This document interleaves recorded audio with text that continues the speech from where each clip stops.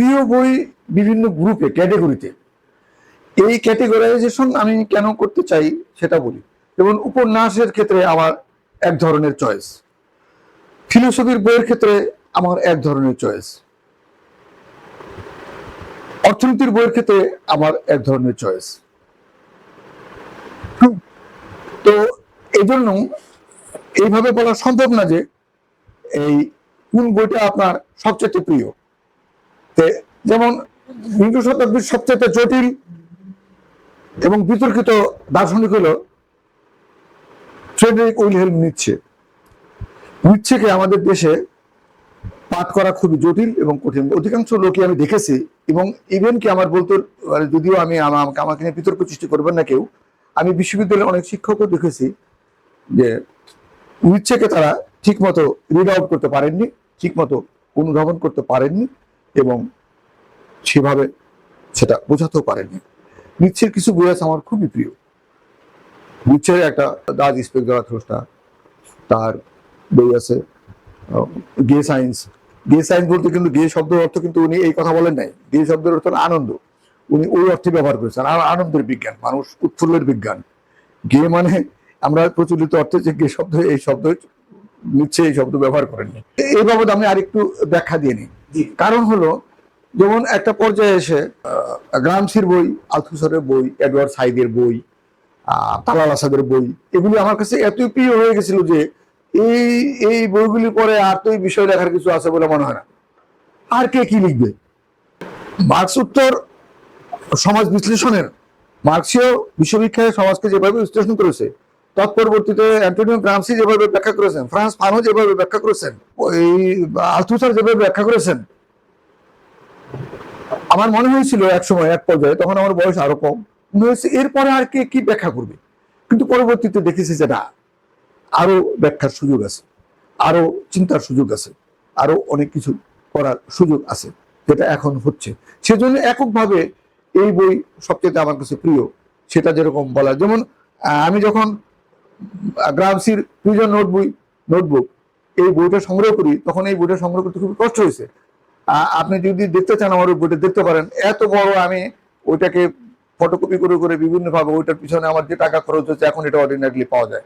কিন্তু ওই বই তখন আমার কাছে মনে হয়েছে যে এই বইটা সংগ্রহ করে না পড়তে পারলে বোধহয় আমার আমার জ্ঞানের পরিসীমায় সংক্ষিপ্ত হয়ে গেল, আমি বোধহয় কোনো কিছু শিখলামই না। তখন ফ্রান্স ফানোর the wretched of the earth পড়লাম, আমার কাছে মনে হয় এই বই আমি কেন এতদিন পড়িনি, আমি কি এত বোকা? তখন আমার কাছে মনে হয় এই বই আমি এত আগে পড়িনি কেন, তখন আমার কাছে মনে হয় আমি কেন। আবার যখন এডওয়ার্ড সাইদের বই পড়লাম, এডওয়ার্ড সাইদের, তখন আমার কাছে মনে হলো যে ওর চাইতে ওরিয়েন্টালিজম বইটা যখন করে, আমি ওর চাইতে এত ভালোভাবে ওরিয়েন্টাল সোসাইটিকে এবং ওয়েস্টার্ন সোসাইটিকে আর বোধহয় কেউ ব্যাখ্যা করতে পারে নাই। পরবর্তীতে দেখেছে না, এর আরো ব্যাখ্যাও আছে। তারপরেও আমি মনে করি এডওয়ার্ড সাইদ যে কাজটা করেছেন পৃথিবীতে, এর সমতুল্য কাজ আর এই বিষয়ে হয় নাই।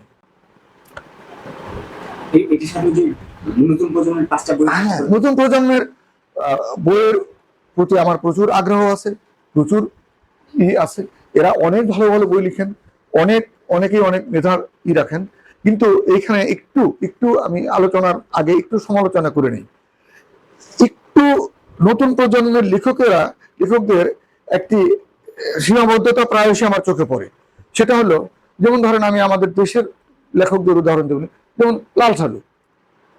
এই বইটা আজকালকার মাপে যে বিরাট কিছু সেরকম নয়, কিন্তু এই যেভাবে উনি ঘটনার বিশ্লেষণ করেছেন, যেভাবে উনি সমাজের একটা অংশের ধর্মীয় বিষয় এবং তার সাথে সামাজিক সম্পর্কের বিষয় থেকে মানব সমাজের সামাজিক সম্পর্কের বিষয়কে এবং এর কুসংস্কার এবং সংস্কার, এই বিষয়গুলিকে যেভাবে উপস্থাপন করেছেন, এইরকম উপস্থাপন কৌশল খুব কম লেখকের ভিতরে আছে।